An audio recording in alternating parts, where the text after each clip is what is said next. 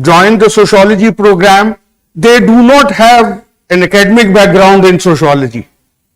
So in the beginning, you may find it a little difficult to understand. So I like to go slow, and if you can even tell me to slow down further if you are facing a problem. So the first priority is that you should understand. So the course is planned for 4 to 4.5 months, in which I'll complete, let's say, 98% of the syllabus. As you might have seen the previous year's question papers, they give you 28 questions, out of which you have to select 19. See, the breakup is, there is question 1 and question 5. They are compulsory. And each has 5 parts. There are 5 smaller questions within question 1 and question 5. And that's compulsory, so you have to attempt all these 10 questions. Along with that, there are another 6 questions, each with 3 parts, and out of these 6 questions, you have to attempt any 3. So that makes it 9. That's how you have 19 questions to answer. Now, if you are covering 90% of the syllabus, you will get your 19 questions comfortably. So you can't leave out much.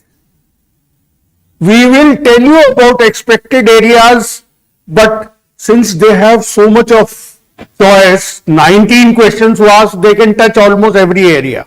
So you cannot leave out much of the syllabus. So have a target of at least 90, preferably 95%. So initially I'll go at a slow speed so that you understand. And the general pattern of lecturing would be, as you would see today, I'll first take up a topic from the syllabus, and I want you to get hold of this kind of a book. I'm not marketing for New Vishal, it could be any other publication also, but this book consists of the syllabus and the previous year's questions. What I want is that after you have attended a topic, go back home and look at all the previous year's questions on that topic. And you should be able to answer every question. You should feel capable of answering every question. If you can answer all the questions that have been asked since 1984, I'm sure you can ask any question that can come next year. And if you feel confident to answer all the questions, then you will not have that exam panic also. You will feel confident. Now, when I say you should feel confident to answer every question, there are 2 things to it.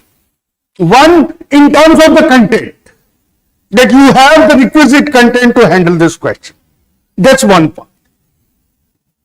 There is a second part also that we will come to a little later, that how exactly to organize your ideas to address to the question. Mind you, every question is a specific query, and the sociology that you know is only the raw material. That raw material has to be cooked into a recipe, into a particular dish. That means to an answer to the question. So that raw material has to be molded. How to do that I shall explain to you, let's say after 10 days of lecturing, when you get a little comfortable with the subject and you get familiar. So then we'll start discussing the thought framework. This is what I call the thought framework, in which we will see how we are going to organize our knowledge of sociology to suit the question. But as far as the content is concerned, from day one, from today itself, you should feel that I have the content for answering this question.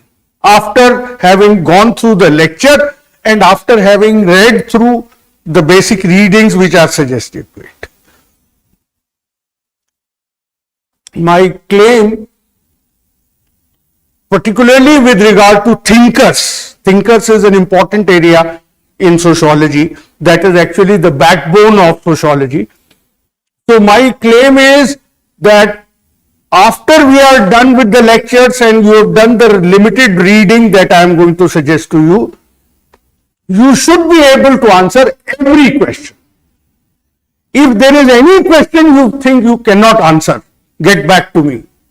Next day, that becomes your doubt. So I want you to be vigilant and actively participate. Then I'll be able to give my best.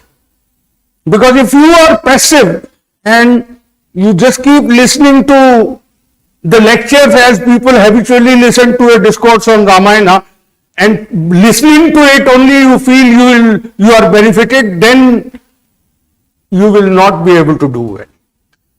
So you have to be active, you have to be vigilant. How to be vigilant? Every topic, you look at the previous year's questions. You are here not to listen to sociology, but to be a good examinee. You have to cross 300 score.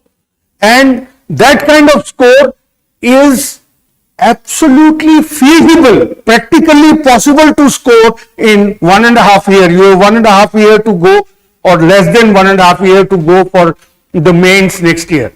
The time is enough, as long as you are comfortable with grammatically correct simple English.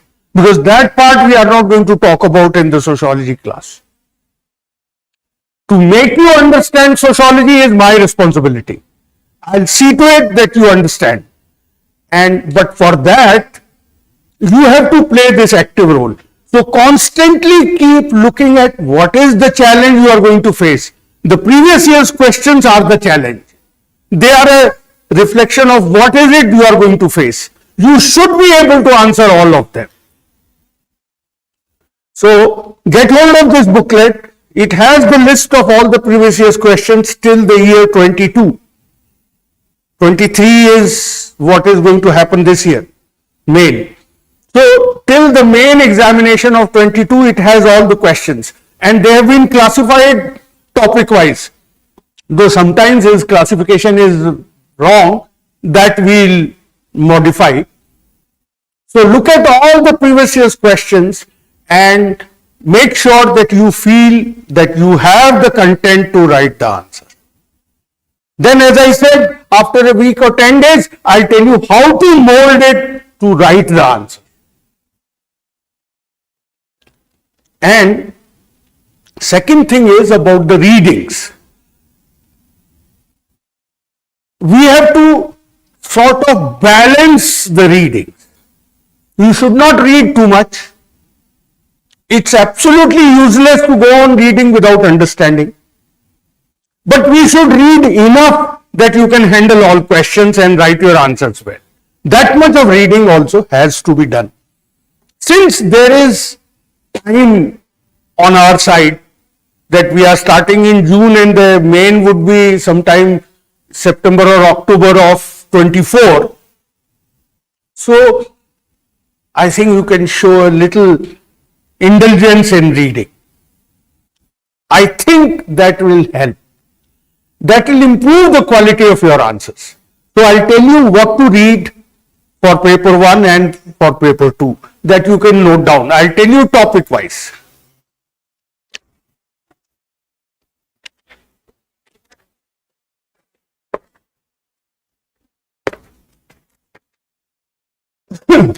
Since right now you are not carrying the syllabus with you, so I'll mention the topic number. But get hold of the syllabus as early as you can. So we begin with paper 1. Another thing I may tell you before I come to readings, that the syllabus, we will not follow exactly the sequence that is given in the syllabus while we are discussing topics in the class. There is a reason for it, because there are some topics, though they are mentioned right in the beginning, but to understand that you need familiarity with the subject. So such topics I'll take up later on.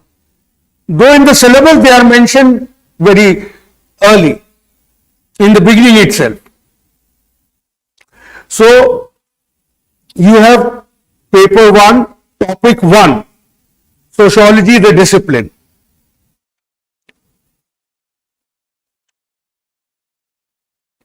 Sociology the discipline. In this there are 3 parts. The first part is modernity and social change in Europe and emergence of sociology. This topic I am going to start with today.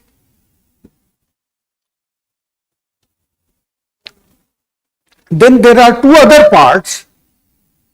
One is the relation of sociology with other sciences, and the second is sociology and common sense.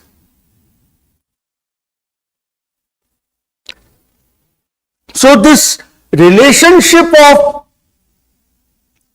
sociology with other sciences we shall take up little later, because it calls for overall understanding of sociology. When I make a comment on nature of sociology, when you are not at all exposed to sociology, so you will just write it down like a stenographer and memorize it. You will not understand. That's why I am not taking up that immediately. And the same thing applies to the other topic, sociology and common sense, which is very, very simple topic, but still, it demands your awareness about sociology as a discipline. So this we'll take up later. So I'll start today with the emergence of sociology, the first topic, and then tomorrow I shall move on to the second topic, that is sociology as a science.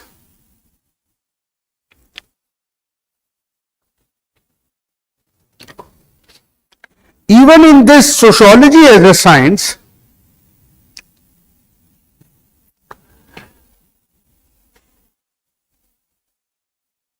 two subtopics like major theoretical strands of research methodology.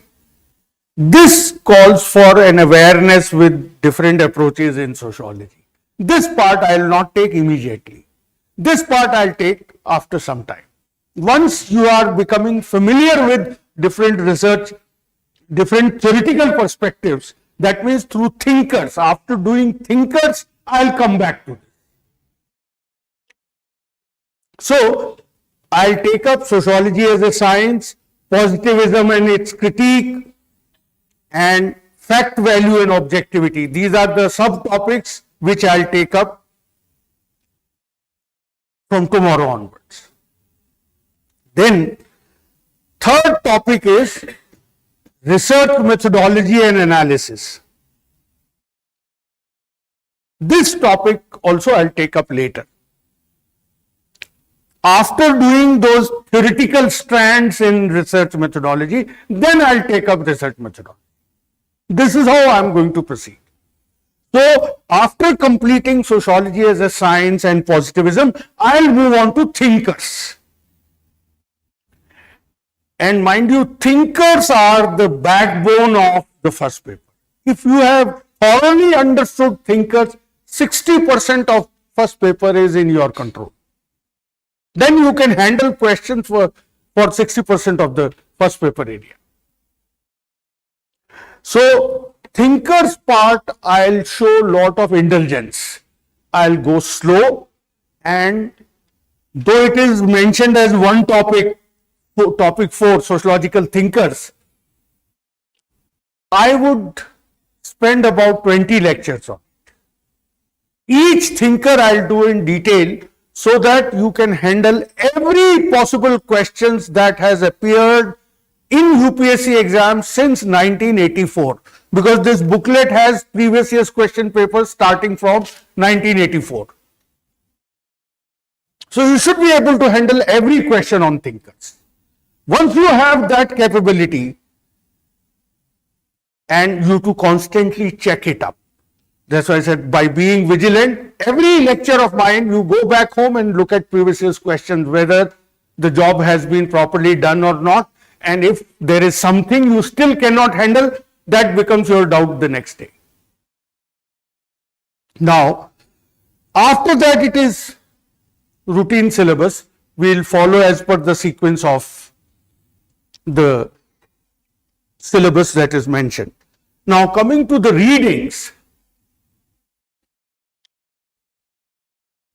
topic 1,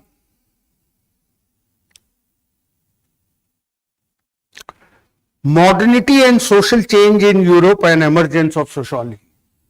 For that, primarily rely on class lecture and support it with the study material which the institute is going to provide to you. There would be a chapter on this emergence of sociology. Now, depending upon your, what should I say, motivation and commitment, there is something more that you may read which will help. That is, there is a book called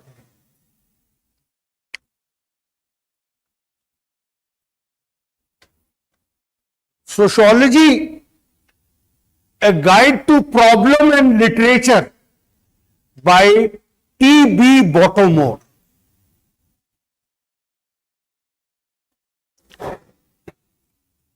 Sociology,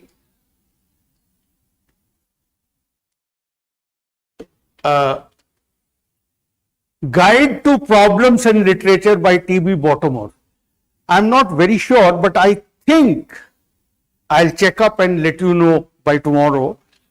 There is a PDF with the institute for the chapter that I want you to read from this book. They'll give you the PDF.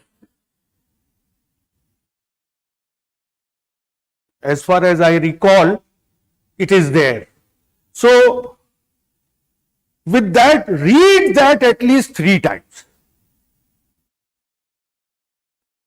Now, why do I want you to read that? And why did I make it conditional to your motivation level? It is very directly related to your chances of scoring 300 plus. That it will create so many doubts in your mind. When you read that chapter, Study of Society, that is the title of the chapter. When you read that chapter, it will create a lot of doubts. I want you to ask questions on those doubts. That's why I am saying read it 3 times, that chapter, single chapter only. Read it 3 times, and by first time it will go off over the head. Actually, you can look at the title of the book itself. The book says, A Guide to Problems in Literature. The book is not saying a textbook or an introduction to sociology. It is not a textbook. So, second reading, you will start identifying things that you are not understanding. So, second or third reading, just underline those things which you don't understand, or write down in a notebook things that you don't understand, and bring it to the class as your doubts. That will give you total conceptual clarity about the subject. When we discuss and clarify those doubts, then your whole control over the subject will improve. So that is why I am suggesting that you go through that PDF. Then, for topic 2 and topic 3, topic 2, as I said, is sociology as a science, and topic 3 is research methods and analysis. For these 2 topics, There is a book called Themes and Perspectives in Sociology.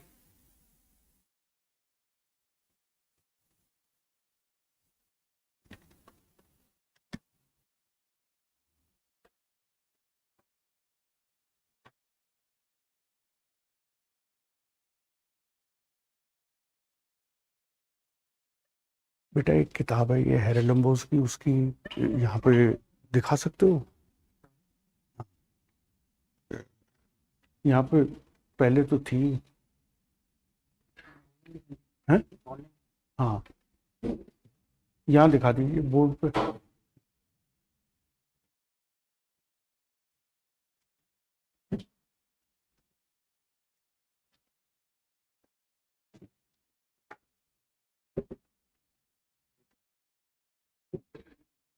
उसको पता होगा पुरुषोत्तम को।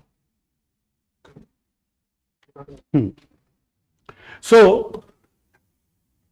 the title of the book is Themes and Perspectives in Sociology, and the authors' names are Haralambos, Haralambos, Haralambos, and Holborn, Holborn.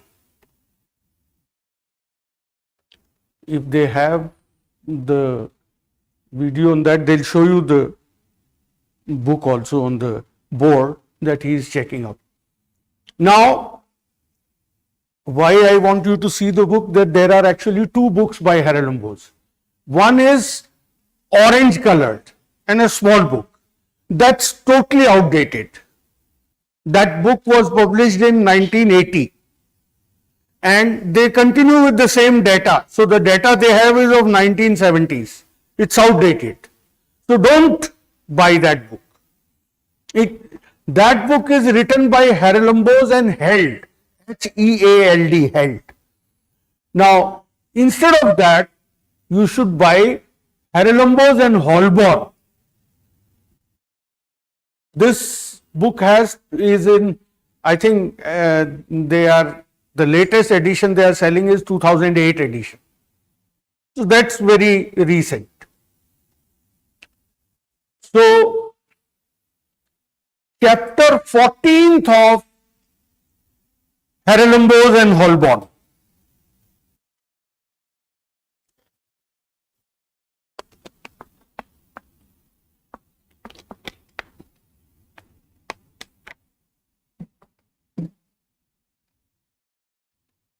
Chapter 14th, that will cover topic 2 and topic 3. And along with that, class lecture and institute notes. That is all you have to read. Then we come to topic 4, sociological thinkers.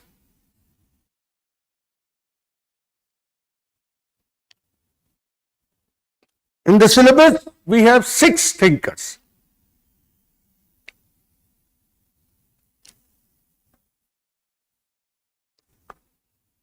So, 5 thinkers are major thinkers. The 6th one is actually has very little subject matter to be talked about.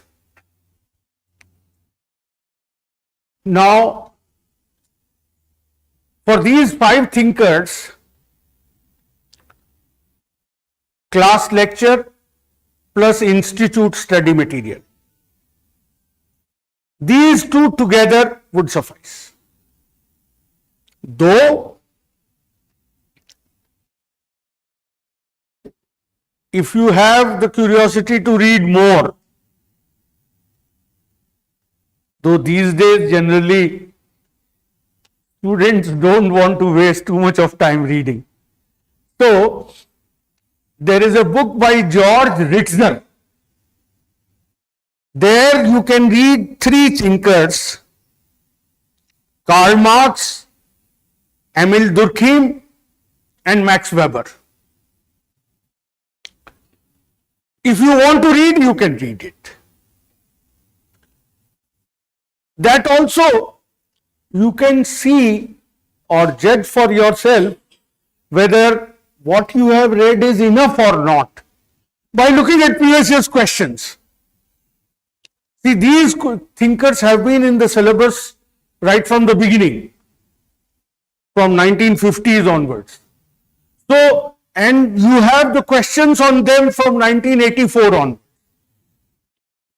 If there is any question on these three thinkers which you cannot handle after listening to the class lecture and reading institute study material, then you should think of reading more.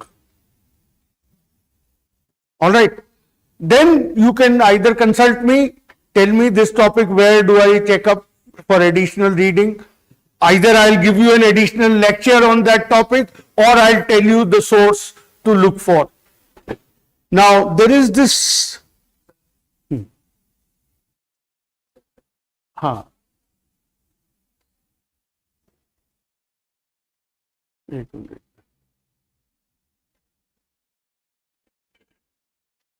ये तो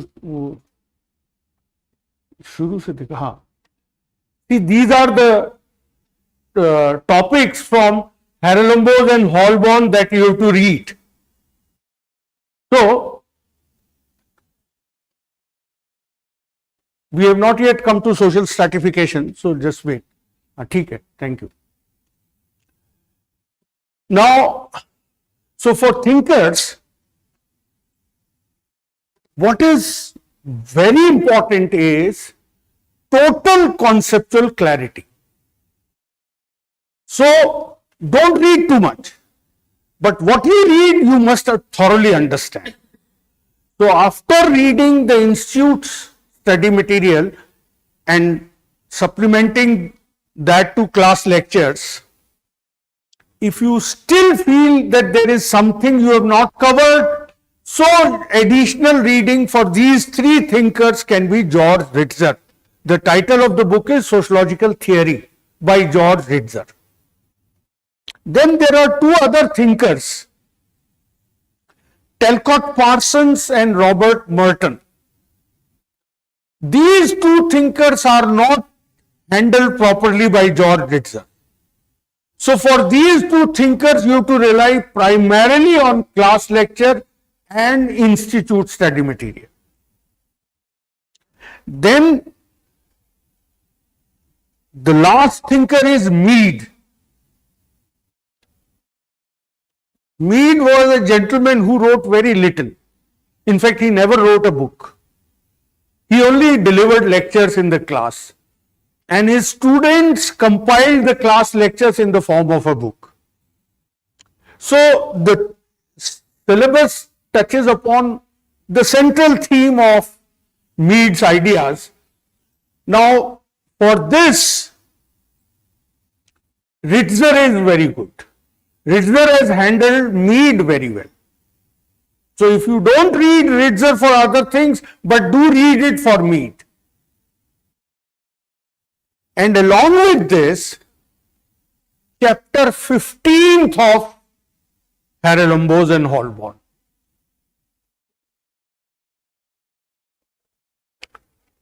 Chapter 15th of Haralambos and Holborn. That you have to read. That is all your reading for thinkers. Then we move on to social stratification.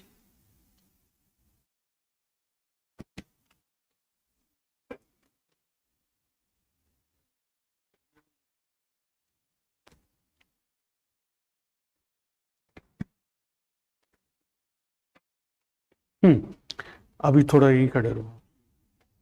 So now we move on to social stratification. Now Haralambos is a thick book with very long chapters. Not everything from every chapter you have to read. Chapter 14th and 15th you have to read entirely. But for other chapters you have to read it selectively. So these are the topics. I think इसका sheet भी तो मिल जाएगी, printed sheet. यार उसको पुरुषोत्तम को बुलाओ. So these are the topics that you to read from the chapter on social stratification. I think there is a printed sheet also available. They will give you that sheet. So these are the topics from chapter on social stratification that you have to read. You don't have to read the entire chapter.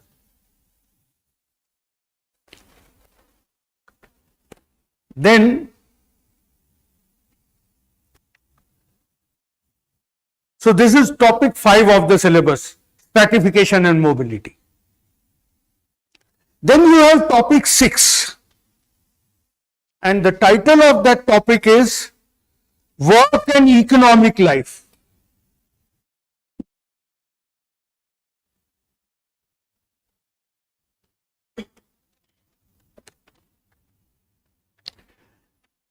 Now, unfortunately, Haralambos doesn't touch this topic, and there is no other sociology textbook which touches this topic. But don't have to be disappointed. In my class lecture, I will be very elaborate, very slow, and dictate you the whole thing.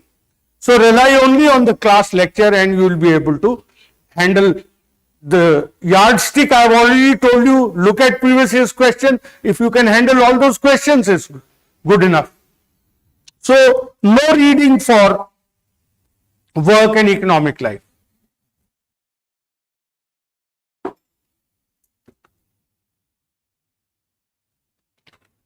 Then topic 7. हाँ ये तो ये आप इनको दे दो. So you don't have to note it down. They will give you the printed sheet. So topic 7, politics and society. And there is a chapter on this in Haralambos. In fact, Haralambos is going to cover almost 60 to 70% of the first paper. So you don't have to run around for reading sources. The only unfortunate thing is we don't have a Haralambos like book for second paper. That a single book which covers the entire syllabus. And Haralambos has written it also in a very simple language, very readable. So, chapter 7, Politics and Society.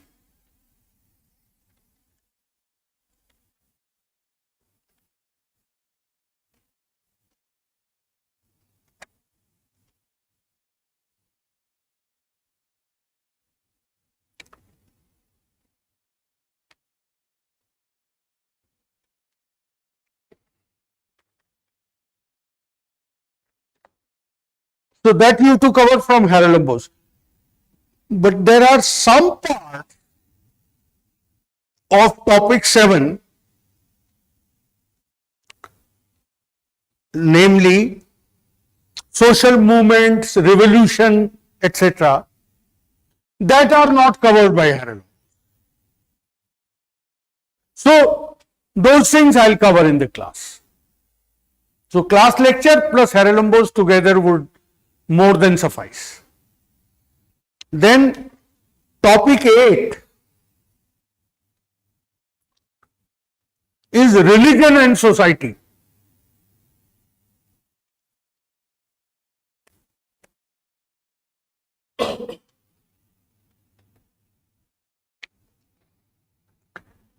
And for that, Haralambos again plus class lecture.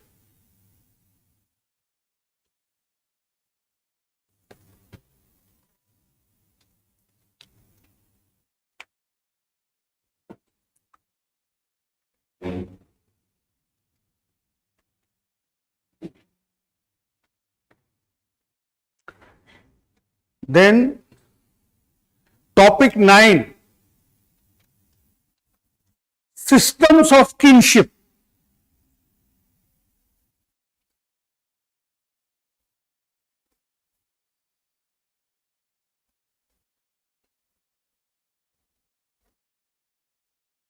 systems of kinship.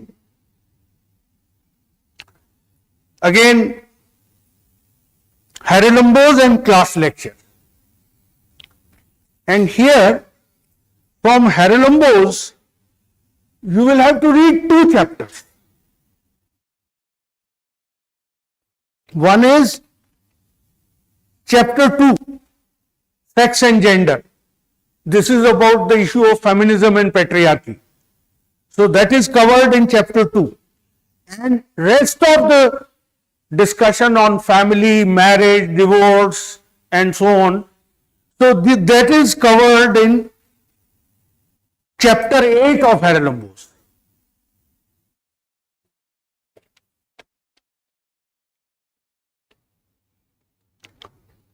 And then you have topic 10 of the first paper, that is social change in modern society.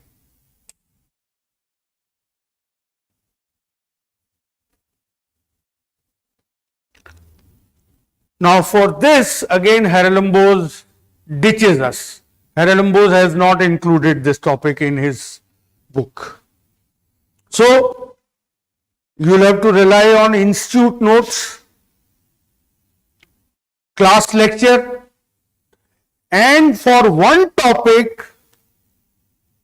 you will also have to consult IGNOU study material. IGNOU, Indira Gandhi National Open University MA Sociology study material. Now, that topic, of course, I'll do in full detail in the class, but for backup reading, because it is, see, after listening to the lecture and taking down point form notes, it is better if you have something 3-4 pages to read on that. That gives you a sense of continuity. So for that, there is a chapter in IGNOU study material. That topic is development and dependency. Development and dependency. So for that IGNOU booklet has to be consulted. In fact, in this handout that you are going to get, on the last page, what all is to be read from IGNOU study material, that is also mentioned. Because for second paper you will have to rely on IGNOU. As I said, in the second paper we don't have Haralambos like books, so we will have to rely on IGNOU. So this is first paper. Now if there is any confusion or any doubt you have, you can tell me before I move on to the second paper.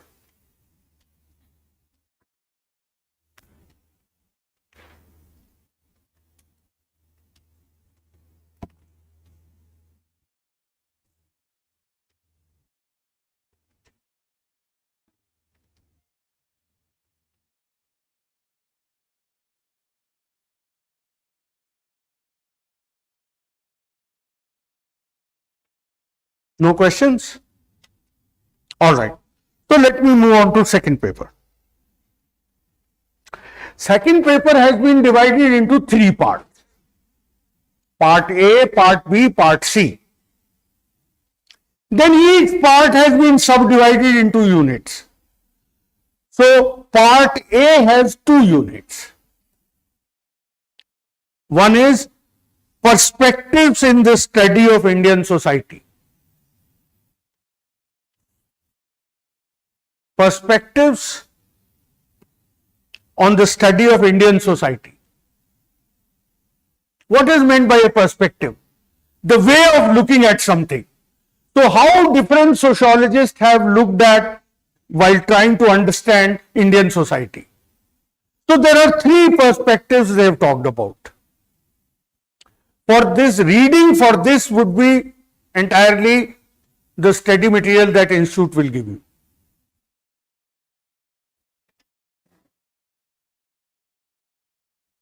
Now, the second topic, that is the impact of colonial rule on Indian society. For this, class lecture, in fact, if you make sure that you don't miss the class lecture on second paper, which will be very elaborate, then it will save a lot of your time in terms of reading.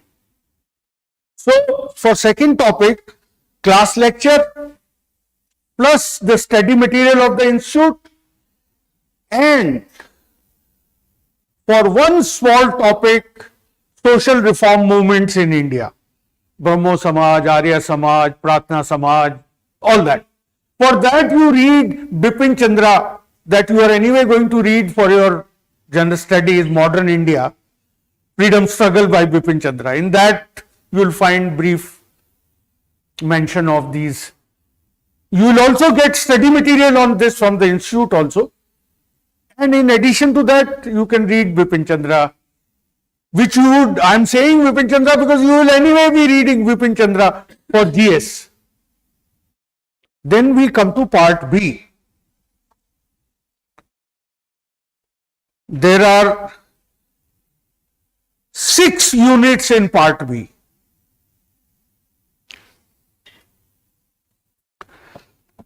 So, unit 1 of part B, that is agrarian social structure, the rural society in India. For that, IGNOU material plus class lecture.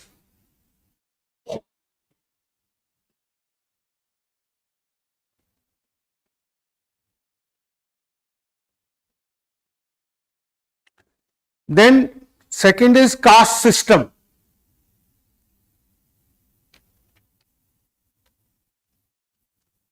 Primarily institute study material and class lecture. Caste system. I'll give a very exhaustive lecture on caste system covering up every dimension, so you would be able to handle all questions, and if you feel you can handle all questions, then you don't have to read anything else on that. Though there is one book, the title of that book is Caste, its 20th century avatar. Caste, its 20th century avatar. In that book, there is one chapter by Panini.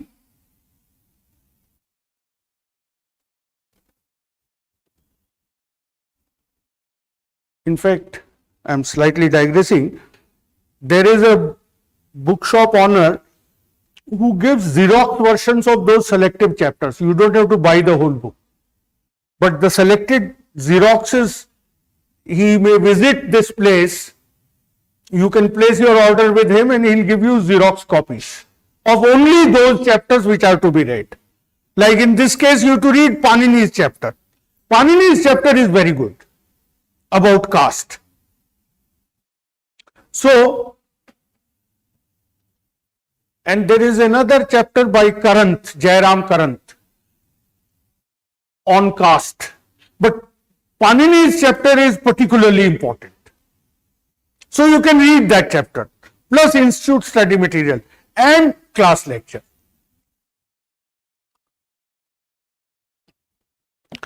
Then Unit 3 of Part B.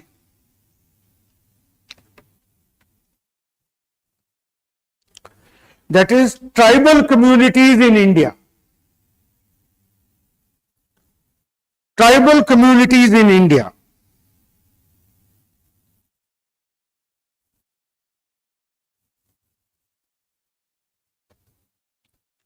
Institute study material and class lecture. That would suffice.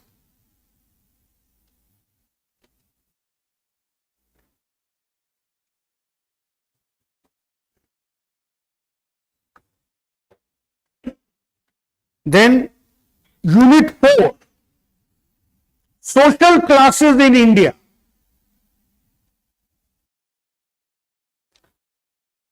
IGNOU handles this quite well. And even that Panini's essay also handles this. So class lecture, IGNOU study material, and Panini's lecture, Panini's article. Then Unit 5.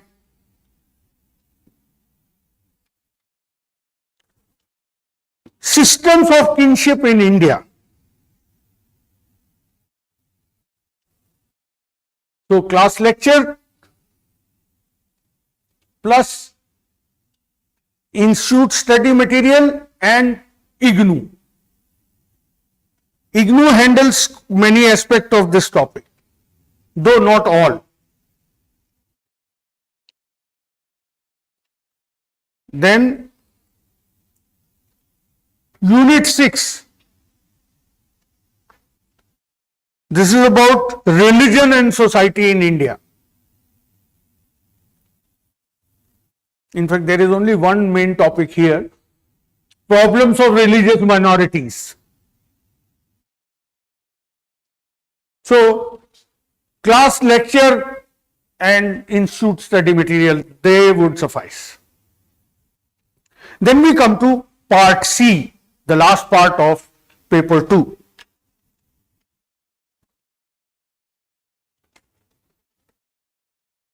Last part of paper 2 is divided into 7 units.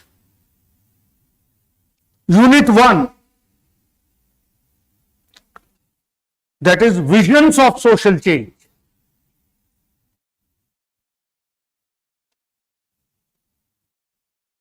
So, rely on the class lecture and institute study material. See, the study material that the institute is going to give you, it will also have a collection of handouts. That means printouts taken from various sources. So it will be not it will be in a spiral binding, and on different topics there will be relevant articles that we have collected. So it is from among those articles you will have to read. The topic is about development planning and mixed economy in India. Then other topics, the class lecture will cover it in detail, that is law and social change, education and social change, etc. Then Unit 2.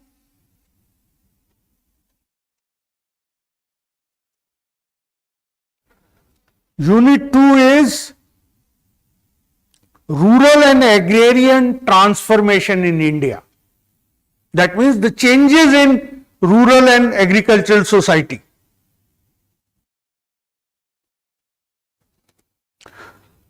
Reading for this is institute study material and class lecture.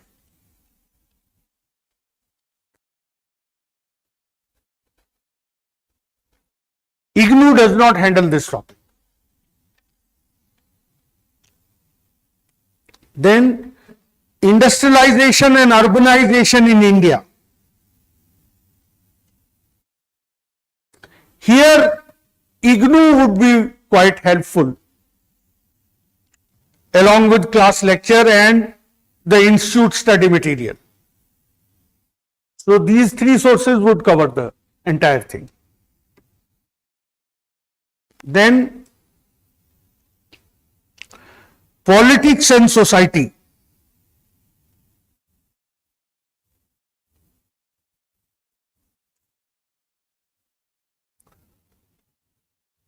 So institute study material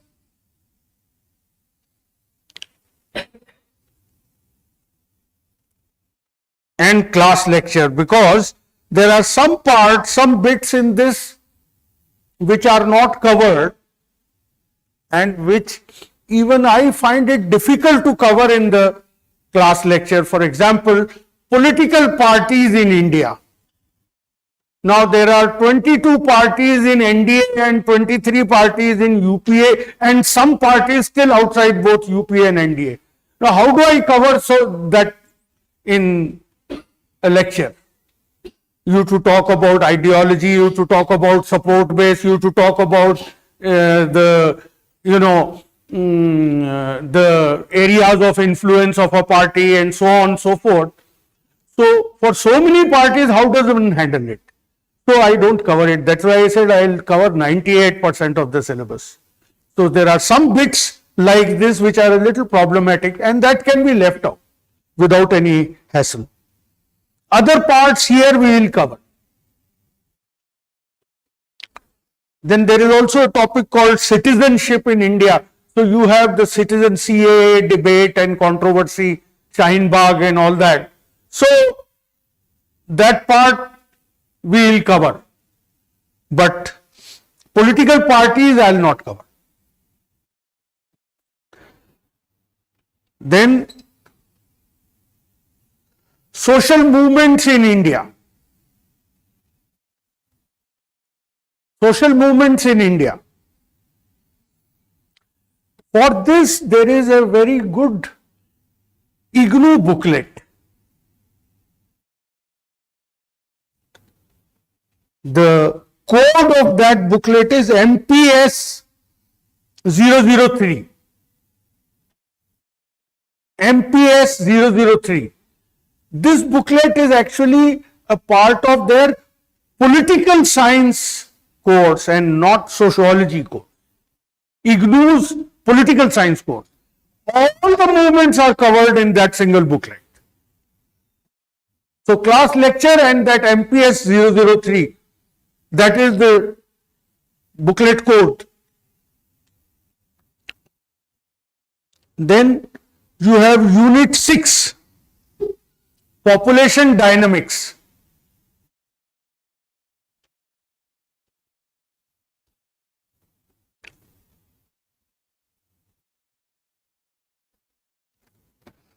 For this, there is a book called Population Studies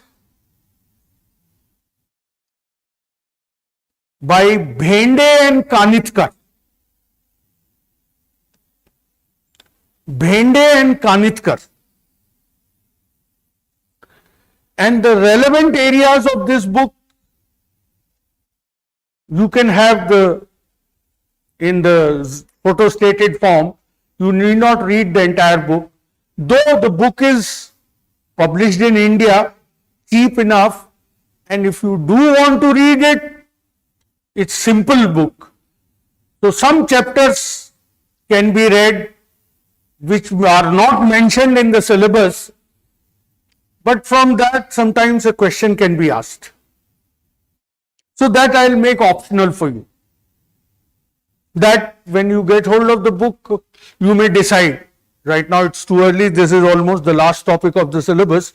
So later on you can decide, in particularly after I have covered this topic in the class, then you can quickly browse through the relevant chapters from that book. And then you have the Unit 7, that's called Challenges of Social Transformation. That means the problems that we are facing in the process of social change. In fact, the entire part 3 is on social change in India. So, for that, Institute study material and class lecture.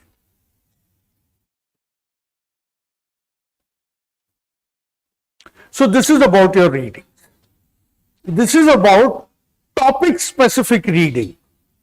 Now, I want you to read a few books on second paper slowly, which are not topic specific, but which I think will help you a lot in writing, in improving the quality of your answers in the second paper. One book is Society in India by David Mandelbaum. See, this book is a background reading. Presuming that most of you, how many of you studied sociology in the college? All right, okay. There is a small mercy this time. There are some people. Otherwise, it's very rare to have somebody with the sociology background. The majority still is without sociology background. So this book, Society in India, is a simple book. It gives you the background of traditional Indian society. So you may buy it and slowly keep reading it over a period of 20 days or so. Let it sink in your mind so that you have a vivid image in your mind of how Indian society is. That will be helpful. It does not directly address many things in the syllabus. It does talk about caste, but what it talks about caste is quite old. It talks about the way caste was in 1950s and 60s. But it does tell you the traditional Indian society. Because the general thrust of second paper is how traditional society is changing into modern society. That is the basic perspective of paper 2. Then there is another book, Changing India. Did I tell you the author's name of the first book? David Mandelbaum. The second one is Changing India by Robert Stern, S-T-E-R-N. Robert Stern.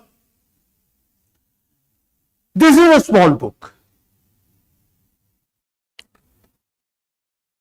So read this also from cover to cover.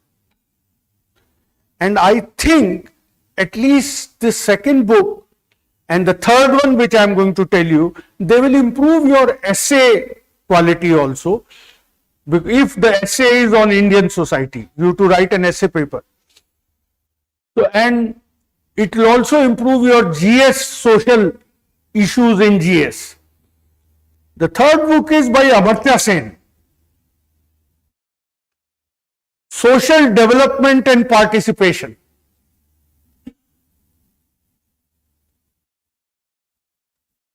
That's also very simple to read. There is one defect in both Changing India and Social Development, that the data they are using is 2001 census. So you have to update it. Of course, the government has not given us 21 census data. So everybody is relying on 2011 census data. But these books talk about 2001 census, they have not updated. That remains the lacuna, Otherwise, these are very sensibly written books which will help in developing a very matured understanding about Indian society. And since you do have time, and I presume you are really serious about 300 plus, so then you can read these two books. Read them slowly over a period of 2-3 months. And you will get ideas which you can include in your own notes. Another thing that you have to do is, you have to prepare your own notes. Combining the class lecture and the readings, after the topic is done, maybe after say 10 or 15 days later, I'll tell you how to make notes. So you have to start making your notes. Only then sociology would stay in your mind. If the whole information is processed through your mind and written in brief point form, I'll give you samples of notes making also. So on those lines, you have to make notes. So only if you make notes, then you will be able to revise. Then you will be able to write tests. Finally, test writing is a very important part of your preparation. Sometime in December, January, we will call you for test writing after you have gone through the whole process and you prepared your notes. Then you should come and write tests. Because time management, word management, and how to mold that information according to the demand of the question, all that you will learn by practically doing it. So test writing is only possible if you have prepared notes, so that you can quickly revise the whole syllabus and come and write a 3 hours test. So this is about the readings. If there is any question, you can tell me, otherwise let's start with the topic. Do you have any question?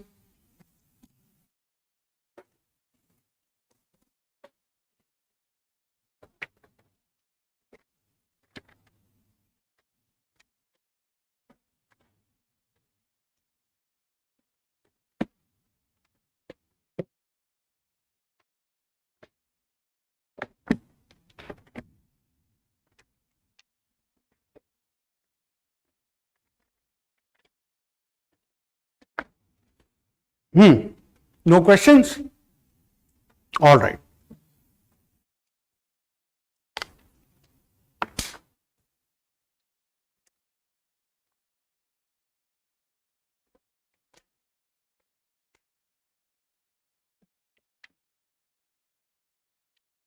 Now, I'm starting with the first topic in the syllabus, modernity and social change in Europe and emergence of sociology.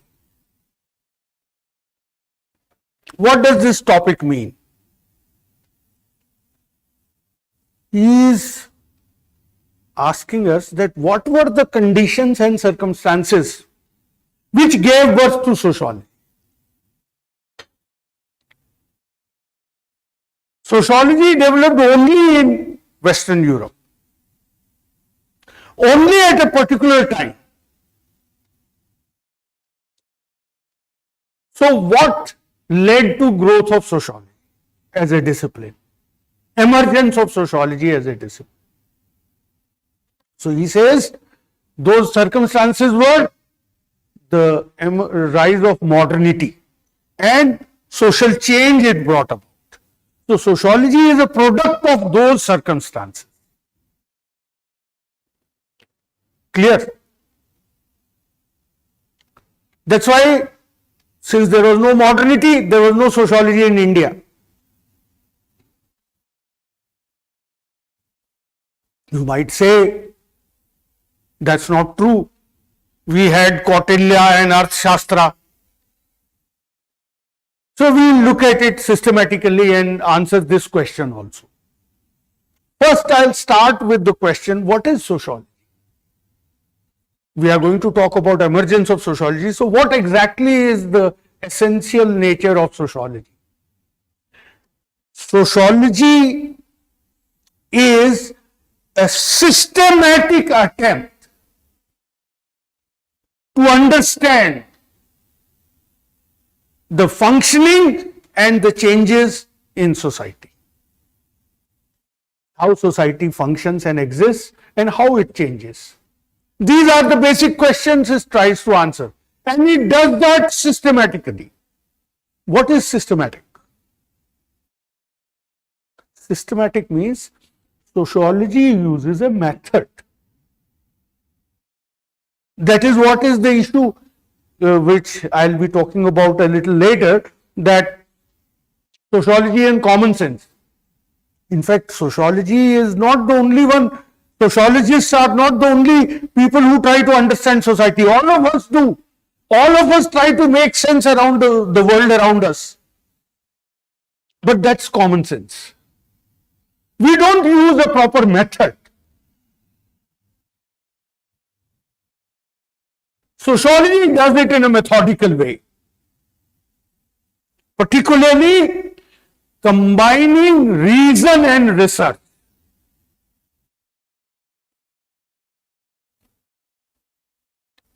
Now,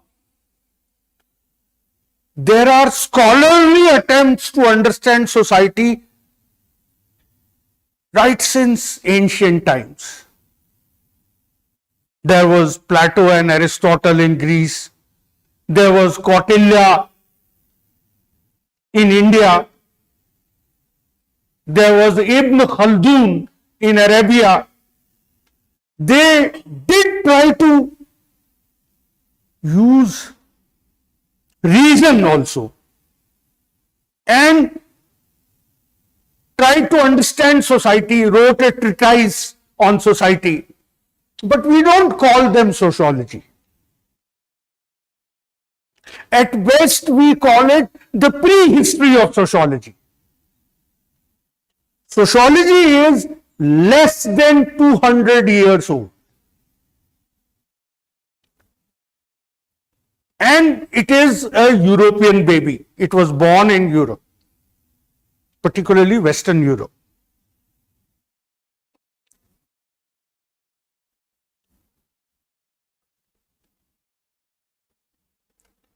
If I say 200 years, it means around 18th and 19th century.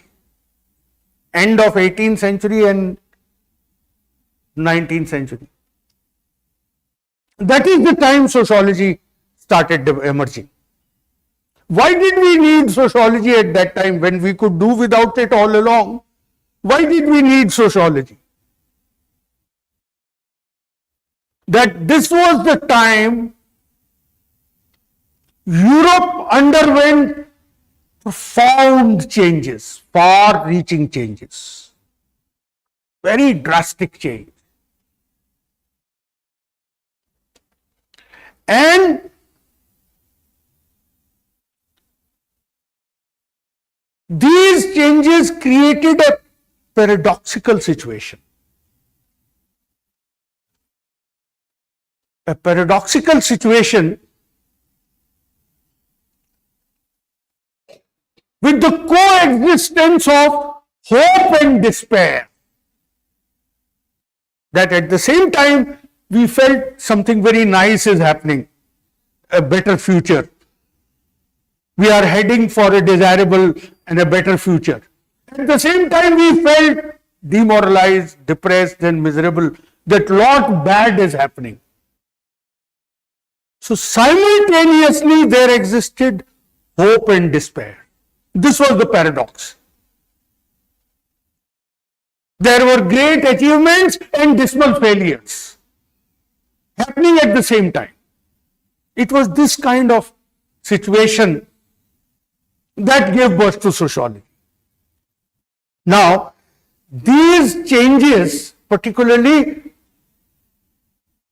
the changes that have been described as signs of hope, changes that are considered desirable, they have been labeled as modernity.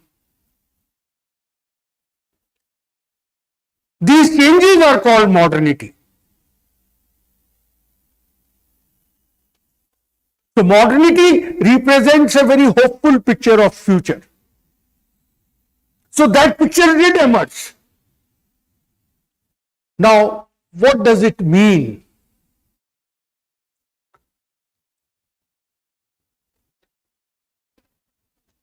If we go by the views of one of the founders of sociology, Max Weber, he has tried to define what is modernity. So he has identified 4 parameters, 4 dimensions. And advance with respect to those 4 dimensions is what is called modernity.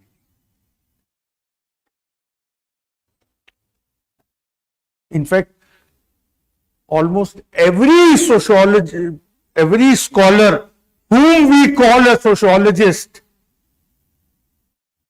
of 19th century and early 20th century were grappling with modernity, idea of modernity only, talking about different aspects of modernity only. The entire sociology at that time revolved around modernity. So what are those 4 dimensions which have been considered as the fundamental characteristics of modernity? 1, advance towards greater efficiency. Efficiency. When things become more and more efficient. For example, a car is more efficient than bullock cart. as far as the speed is concerned.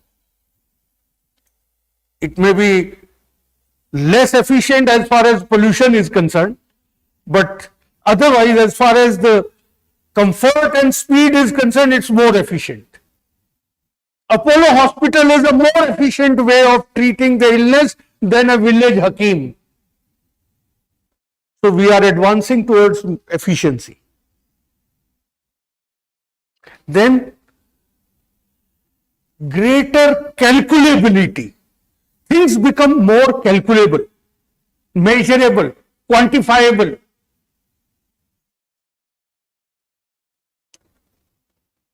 If I give you an example of health, you go to a doctor to have your health checked up.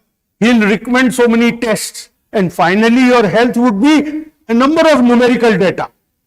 So much of RBC count, so much of blood sugar, so much of this, so much of that, all calculable parameters. A more universal example, money is a calculable index of success.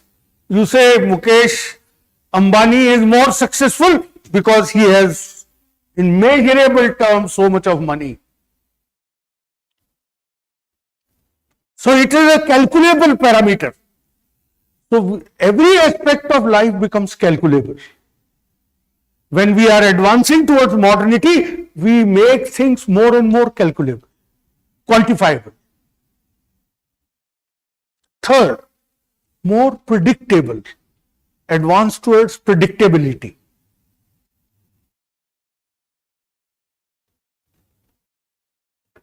Things become more and more predictable. You can predict the place where the spacecraft is going to land on the moon even before you have fired the rocket. You can anticipate and predict the future outcomes. So your ability for predictability increases. And fourthly, greater control, which is the net outcome of the first three. The net result is your ability to control increases. So when man advances in this direction, in terms of these four parameters, that things become more efficient, more calculable, more predictable, and more controllable. That is what is modernization or modernity. This is a general definition of modernity. Now, but what actually happened? Where all these characteristics were present in Europe. Because we are saying modernity emerged first in Europe. Europe is the only place where modernity developed. So what actually happened?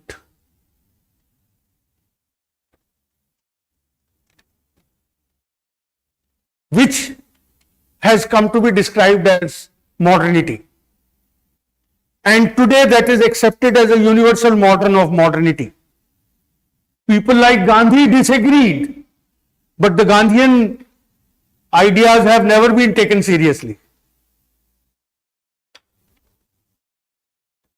You know, people tend to call Gandhi the father of the nation. I personally think he should be called the grandfather of the nation. You know, father is obeyed. Grandfather is respected but never taken seriously because he is considered outdated. So,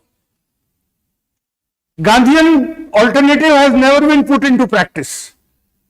So, the only model of modernity that we have is what happened in Europe. So, what actually happened in Europe? Feudal agrarian society with a subsistence economy,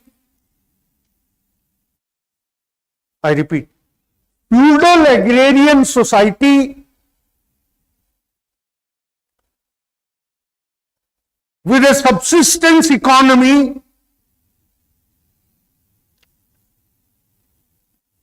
started changing towards capitalist industrial society with a market economy. This is what actually happened. I repeat, feudal agrarian society with a subsistence economy started changing in the direction of capitalist industrial society with market economy. Now, what does it mean? I'll explain the characteristics. Though, when you write an answer, you don't have to teach the examiner, so therefore you don't have to describe these characteristics in detail. But for your understanding, since you are not from a sociology background, I'll explain the meaning of feudal agrarian society with a subsistence economy changing into capitalist industrial society with a market economy. See, in Europe, in the medieval period, the Middle Ages, there developed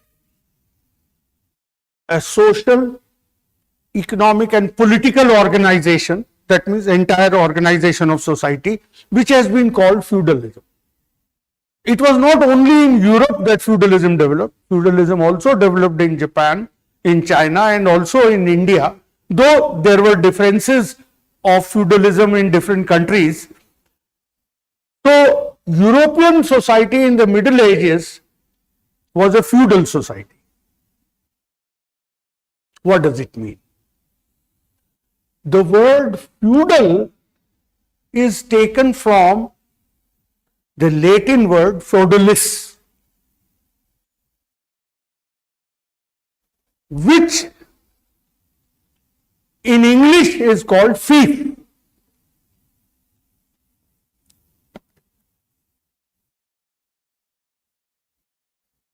Yes, please.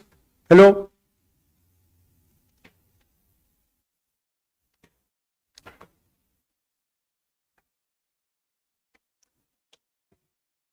इसको हटा दो.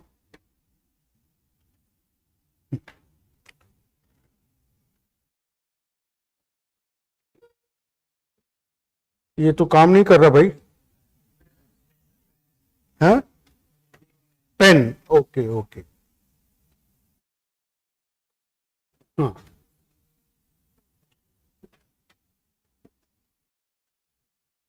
in Latin, this word fief is called feudalis. So from that came the word feudal. What is?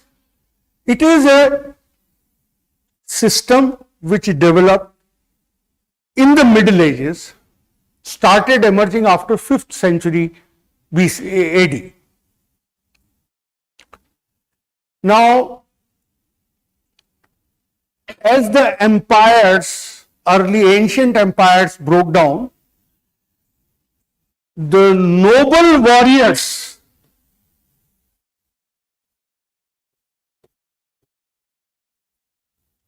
noble.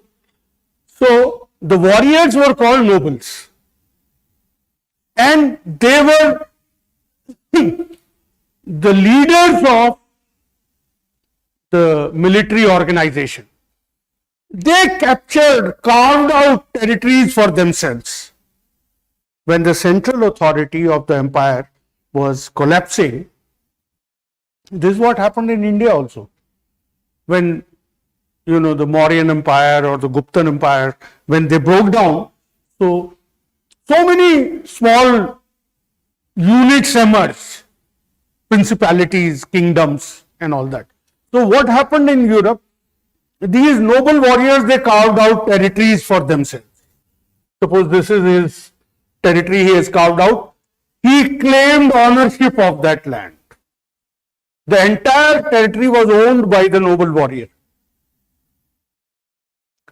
Now this was too big a land. So he cannot work on it. He divided it into small pieces and gave it to his followers, who were the tenants, that they had a right to control that land, but they did not own it. The land in theory belonged to the noble. So they were called vassal.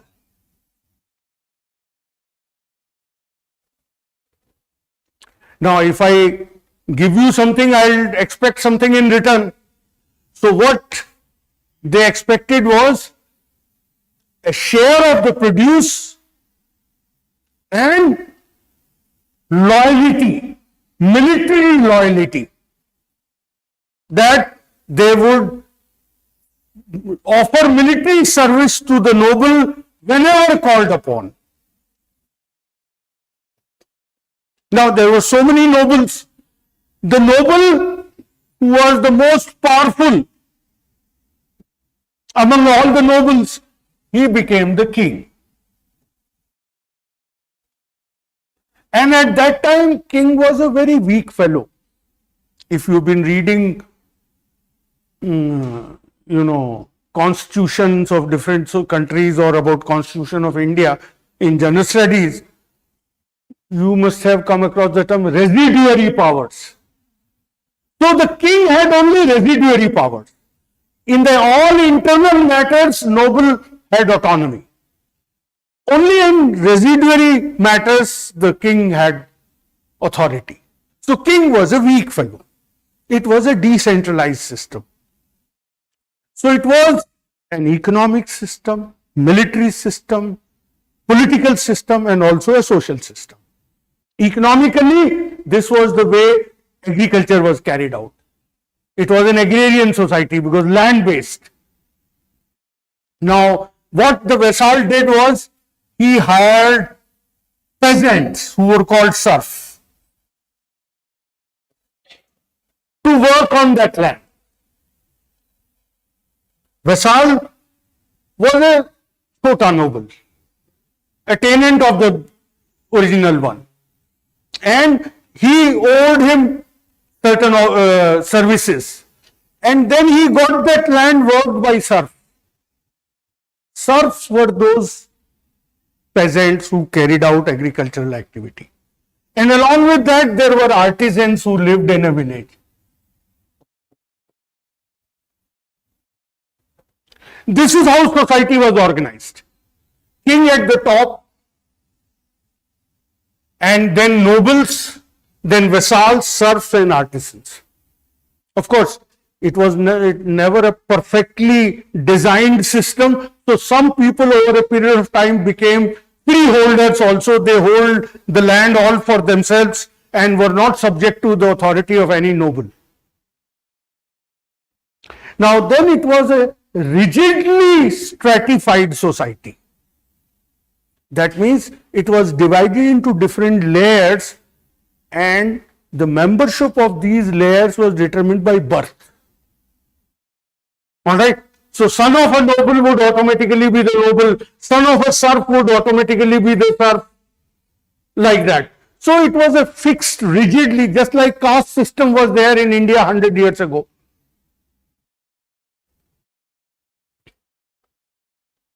And economically, it was a subsistence economy. That means the whole production was carried out for local consumption. Very little trade. According to one economist, he has in a book mentioned that in early 15th century in France, all the goods that were imported in a year's time from outside would not be enough to fill a modern goods train today. So little was the trade. Everything was produced locally and consumed locally. That's how it was a subsistence economy.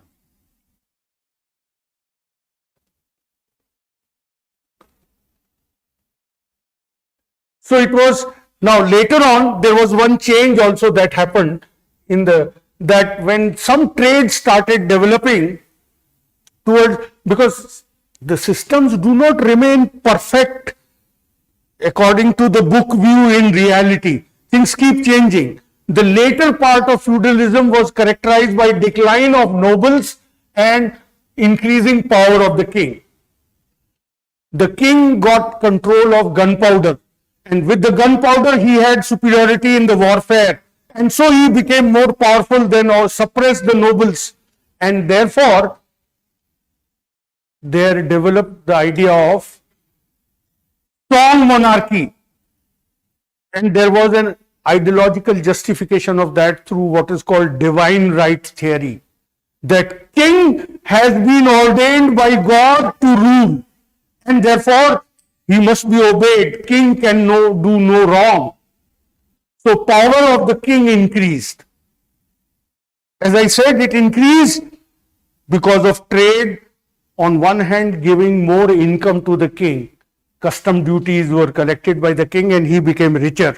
And secondly, he had control over gunpowder, so he became more powerful militarily, and so this idea of divine right theory developed. So that is how the feudal system existed in Europe. It was a rural, agrarian, stagnant society which was rigidly stratified. Have you understood? Anything you have not understood? When I defined modernity, I said feudal agrarian society with a subsistence economy change into more capitalist industrial society with market economy. So first part I have explained. What is feudal society with a subsistence economy? Have you understood this? Okay. Now, this explanation you don't have to write in your answer. This is for your understanding, so that you have, rather than just mechanically cramming that it was feudal society was there. Now, this society changed into capitalist society. Capitalist society is fundamentally different from feudal society. Capitalist society looks at economic activity as a source of generating continuous profits, unlimited desires. Adani wants even more now. In spite of having amassed so much of wealth, he says, no, there should be still more. It's never enough. Capitalism's ideology is unlimited desires and therefore continuous generation of profit. Subsistence economy is limited desires. So, capitalist system developed, and that was based on more advanced technology. The production was carried out through advanced technology. Why do I call it advanced technology? Because that technology was able to use hydrocarbon energy. Petrol, initially coal and then petrol, and with that hydrocarbon energy, mechanized production could be carried out. That's why we call it industrial. And the production was for the market. Production was not to satisfy only local needs. Nike does not make shoes only for the people who work in Nike. And if they all have got shoes, they'll stop the factory. It doesn't happen like that. They want to sell it everywhere on the earth, and if on the Mars also there are people with legs, they'll start exporting it to Mars. Because it is never ending. They want to produce more and more. It's for the market. The whole idea is to generate a surplus. So, the feudal society changed into capitalist industrial society with a market economy. This is what had happened. Now, this was a very drastic change.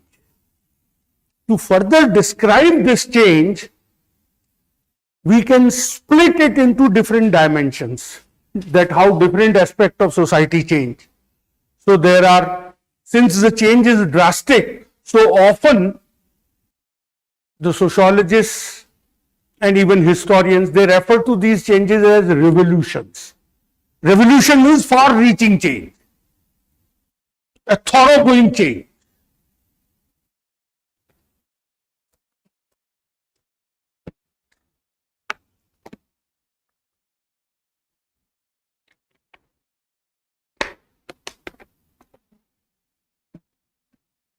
Now, so there was economic revolution.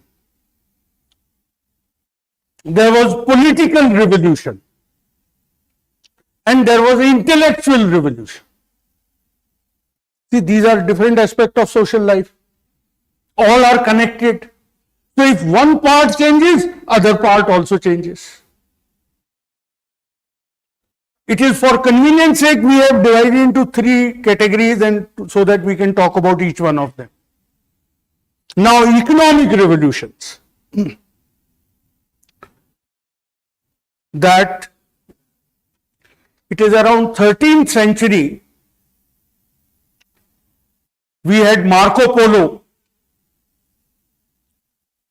discovering the land route to the east, the Silk Route as it was called, to China and other eastern societies.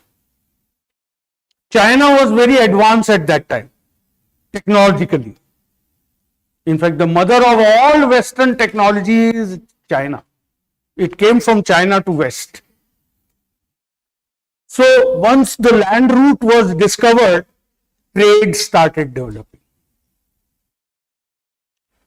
And that led to the diffusion of Chinese technology. For example, mariner's compass, gunpowder, printing press, and so on. Now, mariner's compass gave a massive boost to seafaring. Seafaring, that means traveling in the oceans, shipping. Now you could identify the direction of your movement, so that facilitated the journey through the sea. So seafaring followed, and that led to discovery of Americas. Later on also the sea route to India and east. All this culminated into trade. Lot of trade started developing.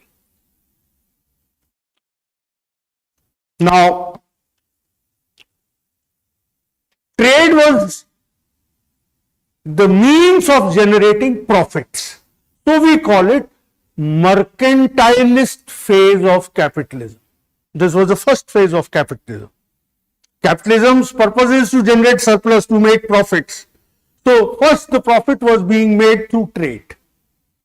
Goods procured from China, India, and even Southeast Asia, spices and other things, and sold in Europe.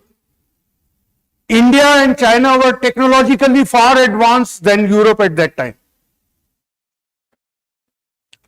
So, the mercantilist phase.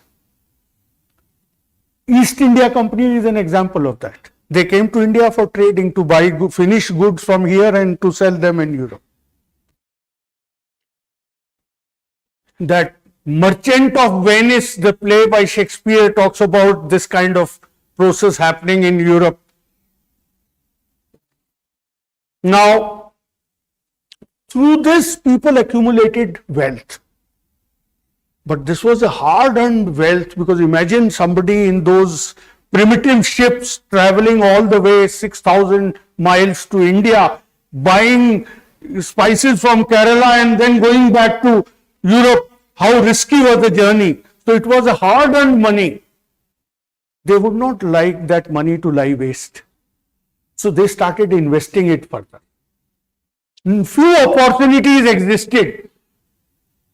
The only option initially available was land. So they started investing it in land and using it to generate further profits. So, scientific farming. Not scientific in terms of green revolution, because that much of advance did not exist. Scientific by those standards. Scientific farming or sheep rearing, because Europe needs woolen garments, so sheep rearing became a very profitable business. So that is how they transformed the very character of the village. The village society, which earlier consisted of serf and artisans, Now all these serfs were evicted and they will enclose a large area for sheep rearing or for scientific cultivation.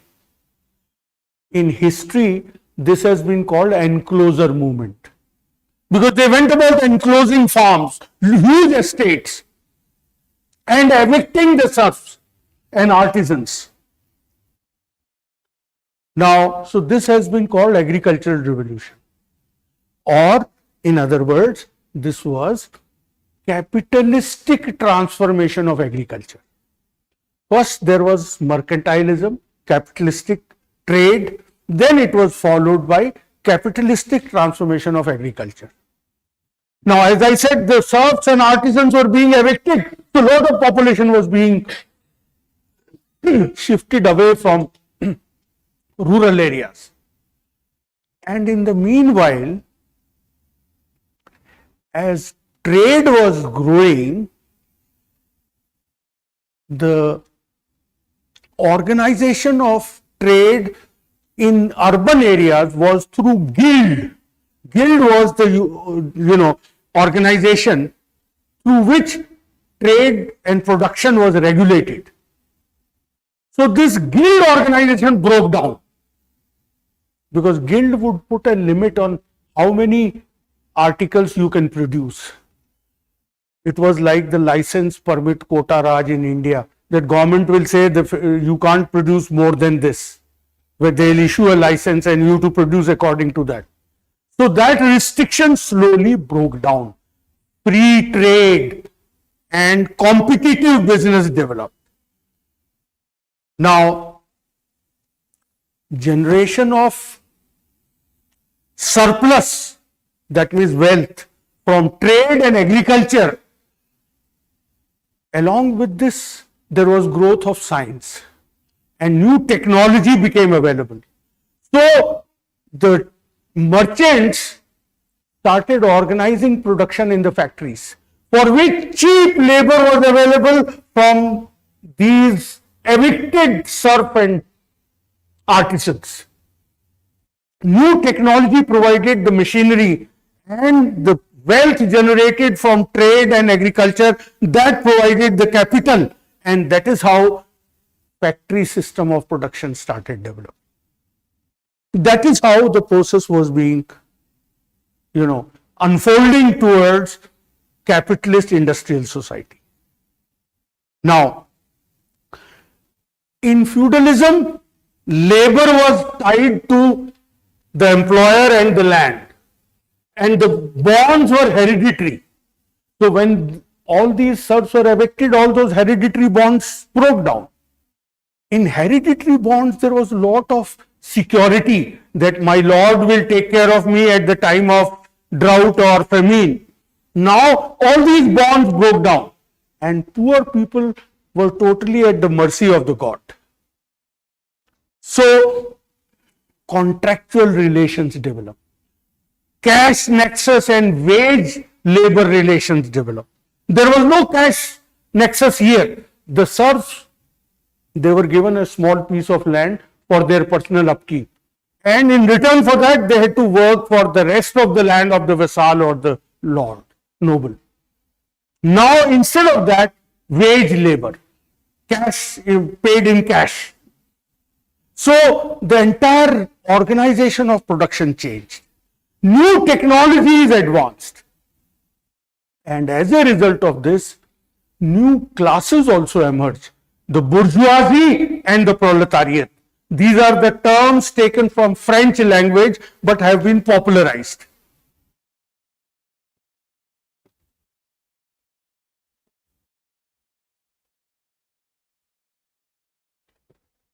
Bourgeoisie.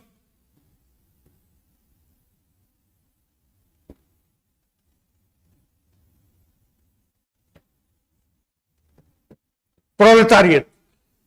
Bourgeoisie means the capitalists, the wealthy merchants and industrialists.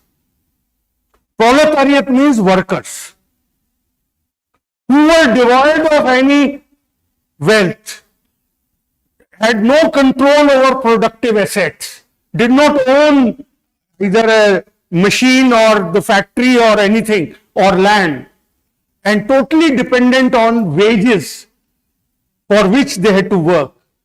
And since there were so many of them, so there was surplus of labor, and therefore they were employed at a very low wage, starvation wages.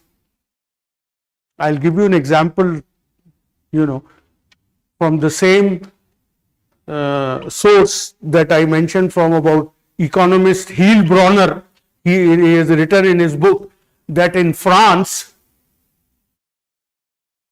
in the early 19th century, if a worker remained employed for the whole year, he would get 500 francs as the wages.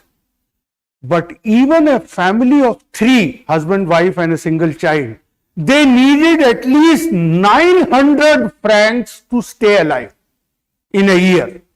So even if you are employed for the whole year, you are at the starvation level. So what will happen? Wife and children would also have to work. So this was the time women and children, they were also made to work, and in very, very inhuman conditions. 18 hours a day was the routine working time without a Sunday break. And the wages were so low that the family just barely managed to survive. So they were the proletariat. So that is how society got polarized. Now, here there was hope. I said in the beginning that the situation was the one of hope and despair. The hope that for the first time unprecedented wealth was generated. The entire energy of the society was directed towards generation of wealth. So, bourgeoisie lived in opulence. Like Ambani living in 27-storied house. I don't know what does he do with 27 stories. So, that is opulence, vulgar display of wealth. So, bourgeoisie lived in opulence, proletariat at near starvation. Society got polar. And along with that also there was growth of colonies and world trade and all that, which further led to accumulation of wealth, because so much of wealth was extracted from the colonies and transferred to the metropolitan country. So this is how modernity unfolded. This modernity, as I said, had a positive side, that one, growth of science and technology, and therefore increase in man's control over nature. Unprecedented wealth, opulence. For some, that's a positive side. Then there was the traumatic, negative side. That, as I said, there was urbanization, because all these serfs and artisans were thrown out of their villages. They moved to the city. So traditional family bonds, community bonds, they all broke. People were poor earlier also, but poverty, when it is shared, becomes livable. Now they were all left to themselves to fend for their life. In urban areas, no community bond, no family bond. Each husband, wife and children staying together. So these bonds broke down. That made life extremely miserable. Then there was extreme poverty among the proletariat, who constituted the majority. Now, needless to say that if there is so much of difference between people, economic difference, rich and poor, such a society can never be peaceful.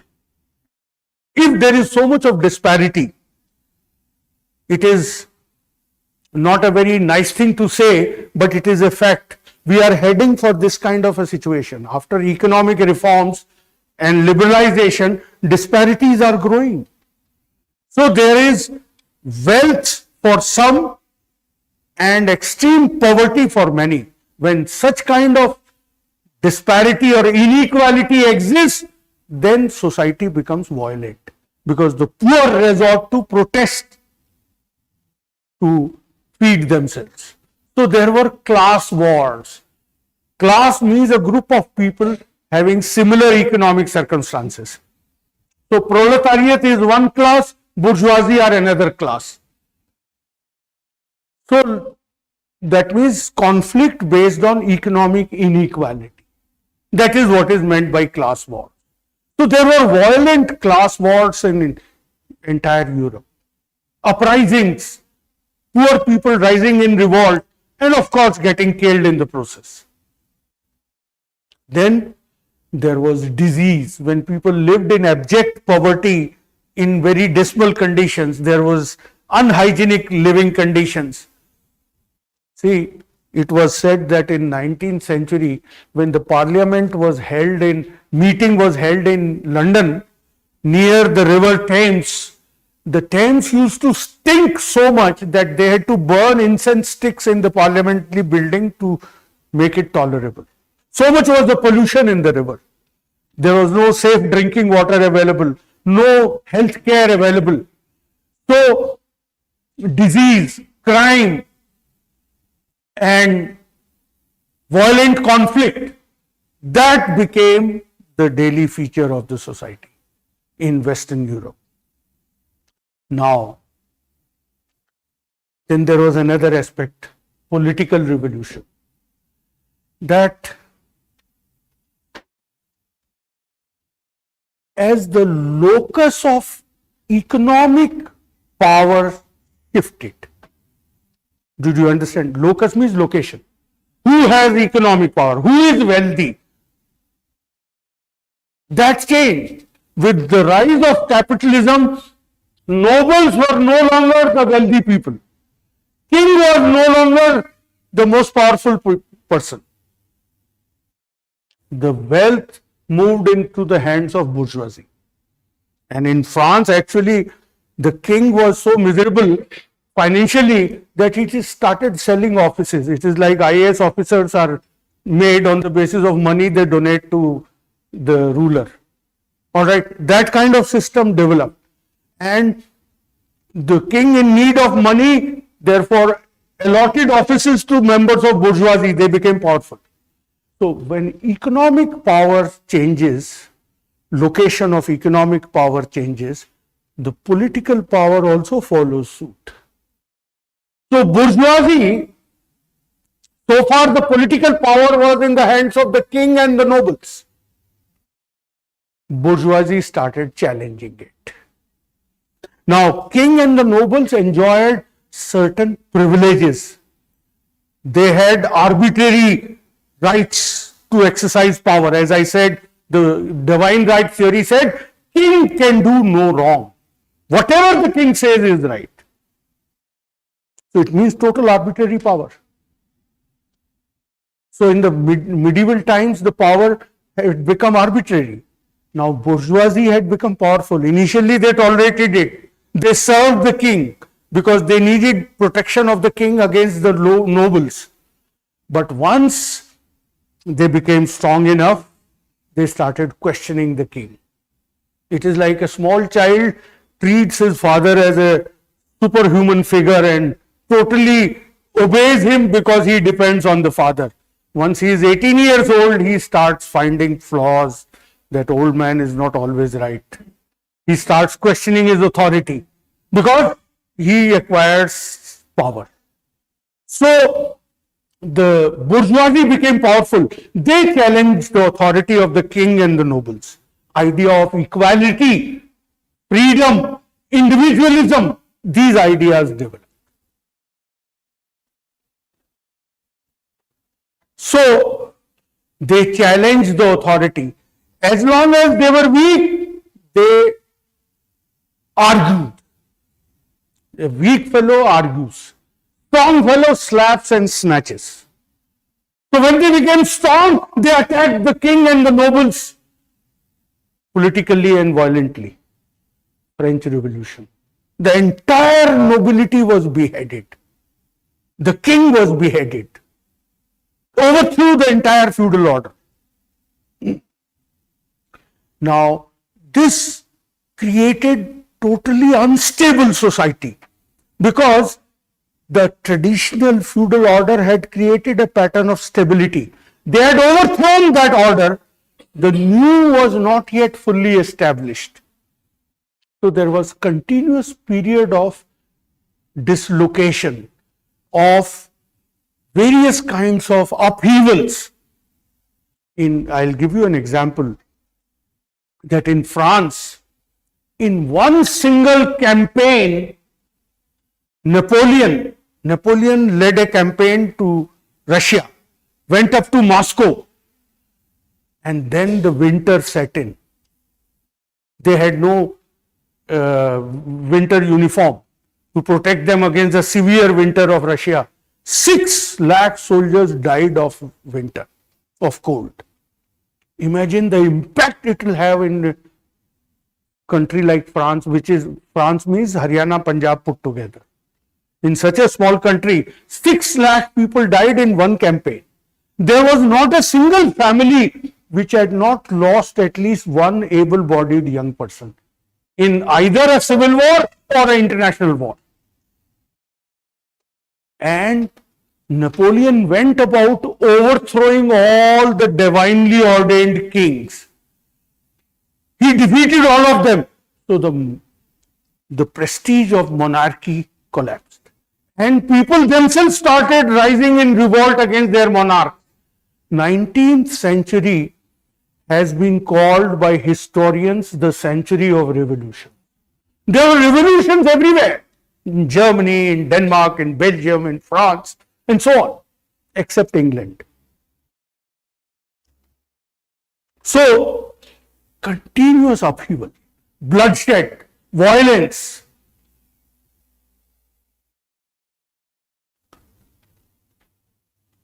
Now, traditional wisdom and religion, because in medieval times, all knowledge about human beings was a part of religion. There were no social sciences. So religion provided all knowledge and thinking, shaped all thinking about human beings. The religion had no answer to these problems. That conventional, traditional thinking also had no answer to these problems. So this created an intellectual vacuum that we need to understand what's happening. We created this world. Industrial society was a man-made world. Bible says God created man. God said, let there be light, and there was light. People were saying in Europe, Newton said, let there be light, and there was light. It was not God created, it was science created. Scientists were human beings.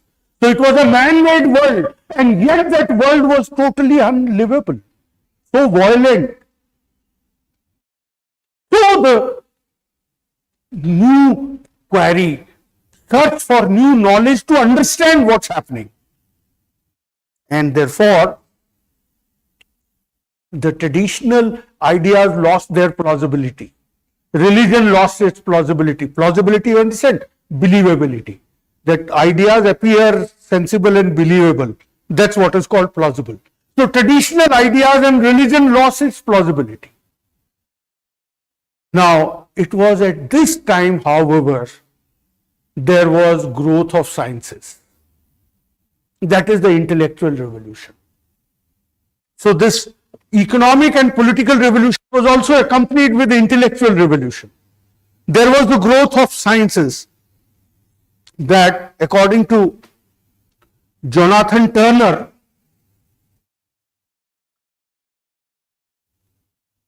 the scientific revolutions of 16th and 17th centuries inspired people.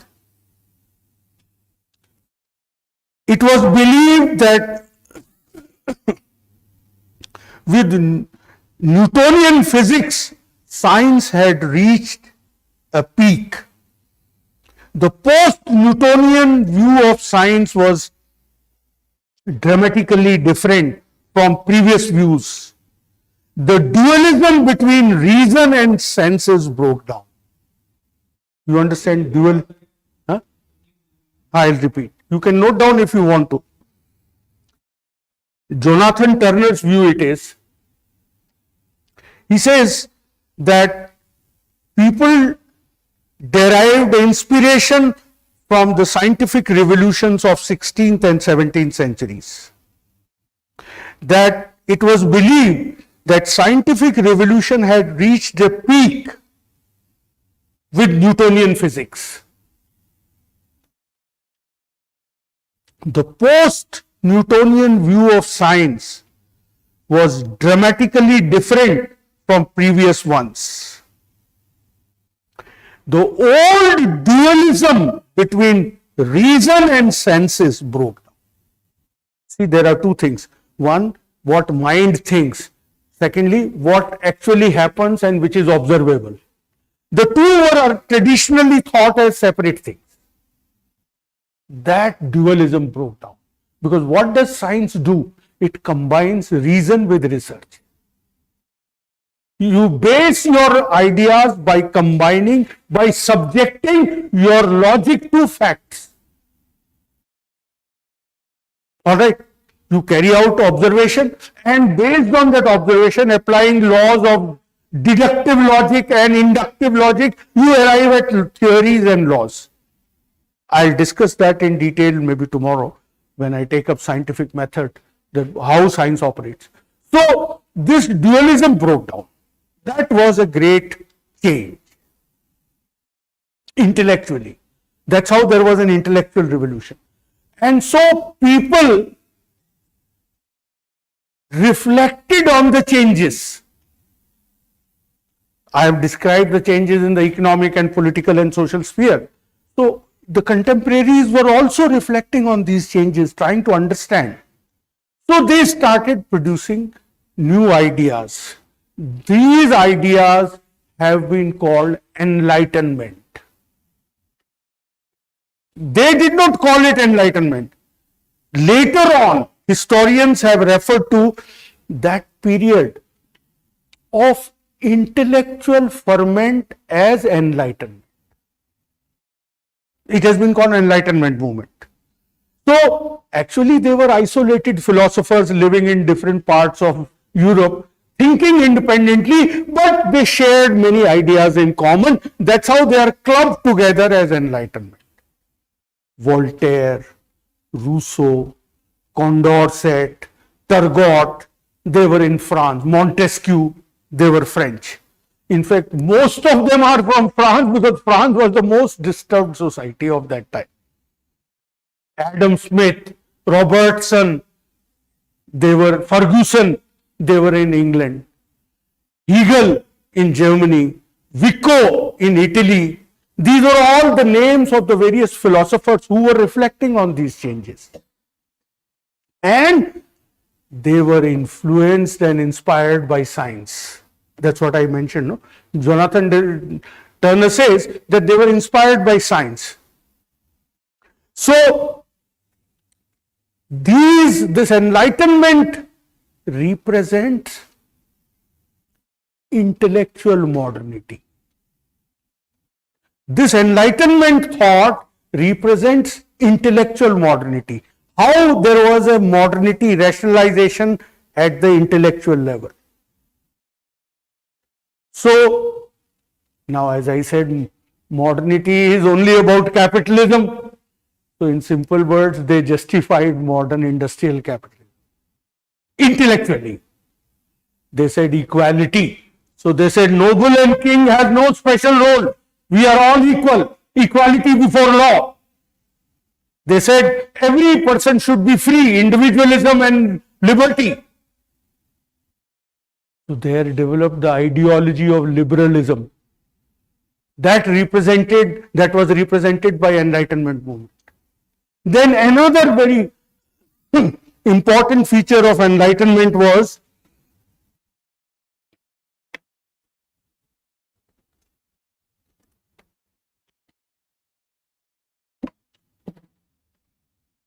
that clearly shows that how they were supporters of capitalism. they described these changes as progress. It's a very profound idea. They were saying we are heading for a better world. Now, today you are not impressed when I say they talked about progress, because you have grown up listening to this fact of progress. Every journalist, every political leader, everybody says we are progressing, we are progressing. But in the 18th and 19th century, when thinking was dominated by religion, you know what does Bible say? That this world exists as it was created by God, and it was created 7,000 years ago. They said no, it was Mr. and Mrs. Monkey from where it all started, and we are constantly advancing biologically as well as socially. Darwin. So the idea of progress developed. They said we are heading for a better world. This was the sign of hope. That is how enlightenment represented the hope. And they said the present day problems are therefore temporary blemishes, short-term problems, solvable, manageable problems. They said man has certain natural rights, right to equality, right to freedom. It is the bad system of feudalism which is destroying these rights. So these rights are being denied by a bad social order, by bad legislation. All that we need to do is to destroy these institutions of feudalism and to break the laws of feudal order and create new laws based on new knowledge. New knowledge must be acquired the same way as science has acquired knowledge. That science, by combining reason and research, has produced knowledge with which man could control nature through engineering. Same way, if I put it in the modern language, present day language, Enlightenment thinkers were saying that we can have social engineering also by combining reason and research about society. So they separated knowledge about human beings from religion. Earlier, all knowledge about human beings was religious knowledge. They said no, they produced secular knowledge, and they said we should build a new science where we combine reason and research and produce laws. Law of gravitation of Newton was taken as, as the emblem.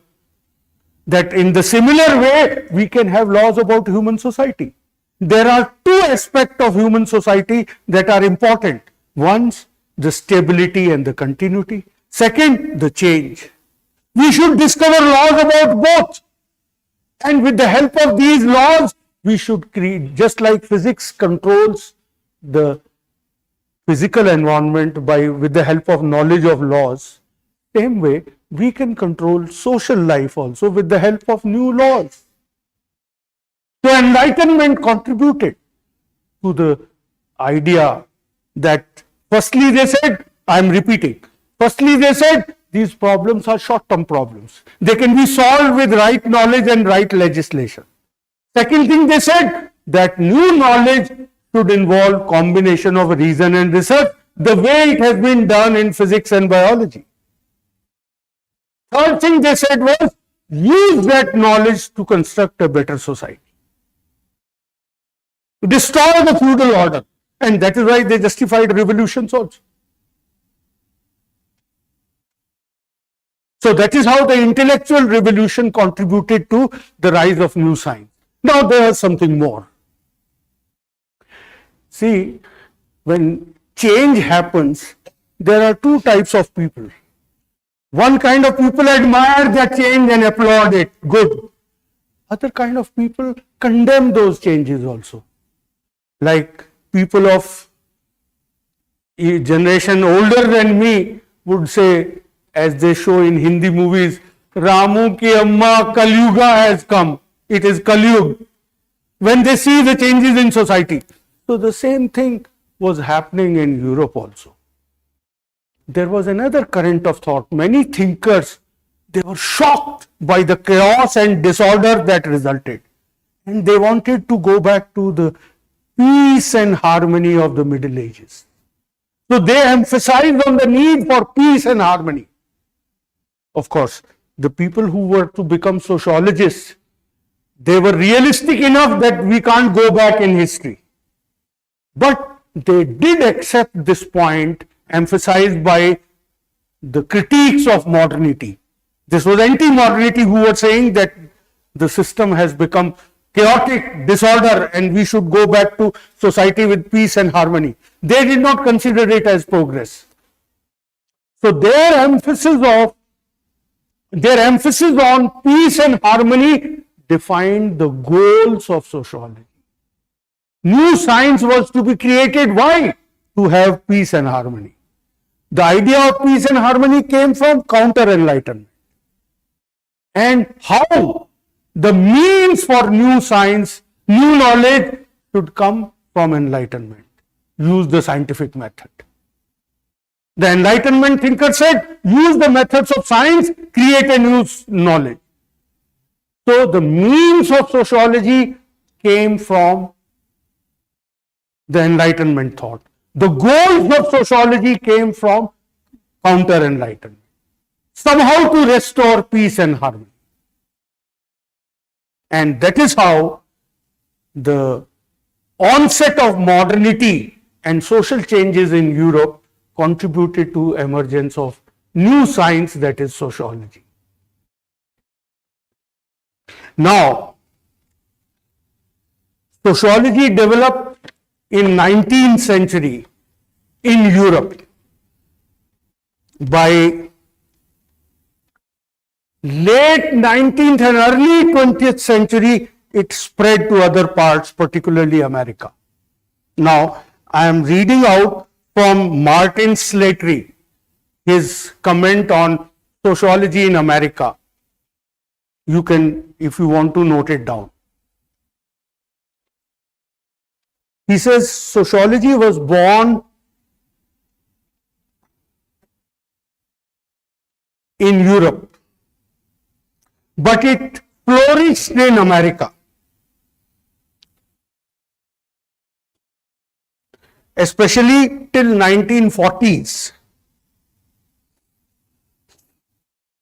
when Europe was submerged beneath World War, mass unemployment,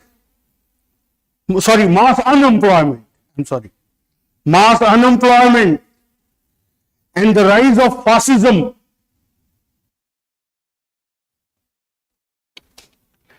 America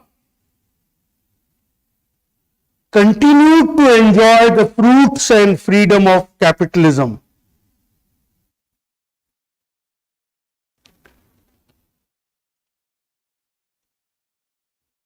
It remained the land of the free.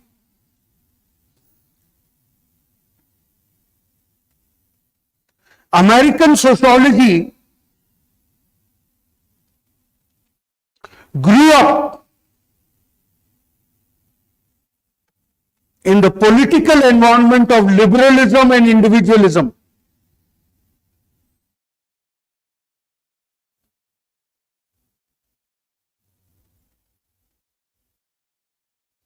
So there was no need for social revolution.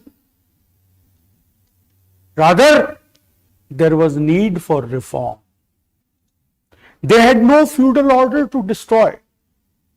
You know, America is a land without history. That if you trace America's history, after 16th century, you have to come back to Europe. Because real Americans were Red Indians who have been almost eliminated. So there was no feudal order. There was no rigid social structure in America. And therefore, there was no conflict that developed in Europe, class wars and the structured inequality, rigid inequality. All that was not there in America. So in America, they had only problems of capitalism, making capitalism more livable. So there were problems like child labor, juvenile delinquency, race relations, gender issues, alcoholism, labor unrest, these practical day-to-day problems. In fact, one thinker has made a distinction between European and American, early American sociology. That European sociology was prophetic sociology, American sociology was priestly sociology. Prophet is a visionary who has a moral worldview and thinks of the long and the totality. Priest is a technical expert. He has no moral constraints. Whether you are a thief, smuggler, or a good person, if you pay the priest, he'll come and perform puja for you. So he is amoral. And he is concerned with practical problems. Grah pravesh, naya ghar banaya hai, grah pravesh karna hai, so I'll perform this puja for you. So he is concerned with reform and practical problems. So American sociology was more priestly, while European sociology was prophetic. And in the 20th century, therefore, sociology flourished in America with the rise of capitalism, concerned with social reform. That is why, as later on you will understand, why it took so long for Marxism to be accepted in America. Marxism was concerned with revolutionary change, because that was to destroy the society. Now, today, modernity has become global, and therefore the problems of modernity are also global, and therefore sociology is also global. Today sociology is a global discipline. It is no longer confined to Europe. So this is about the emergence of sociology. Now if there are any question, please tell me. I have overshot the time limit, but because I had to tell you about reading list, so mention the name. Martin Slattery, Slattery, Martin Slattery.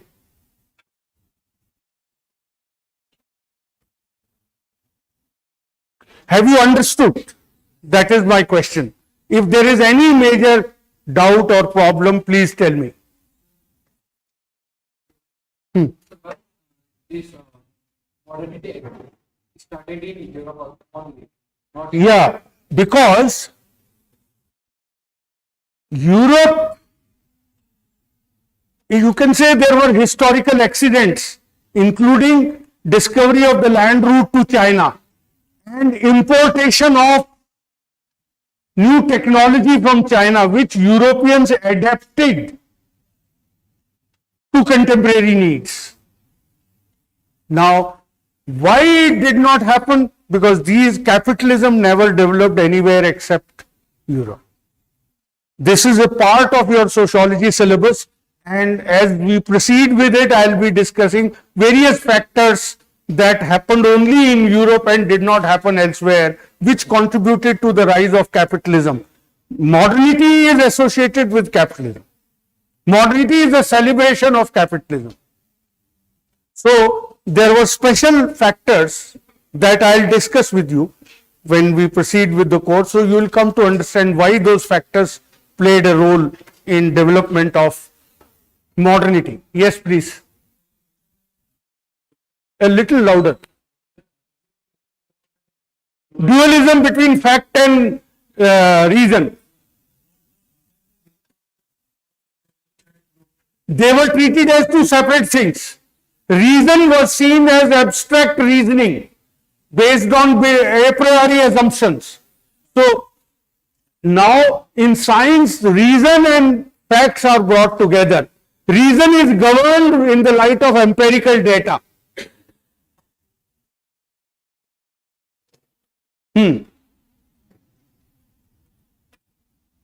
No other question?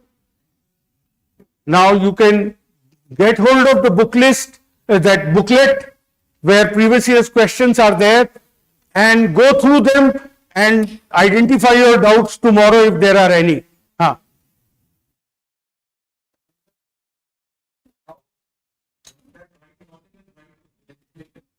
that and solving that problem. First one was that right knowledge. This was hoped that present knowledge is useless, religious and traditional. So we need new knowledge, which would be helpful, because that new knowledge had helped in physics. It led to engineering and that led to control over nature. So there can be social engineering also, a society, science of society, which will give new knowledge, which will help us in controlling society. We will be able to create a society of our own choice.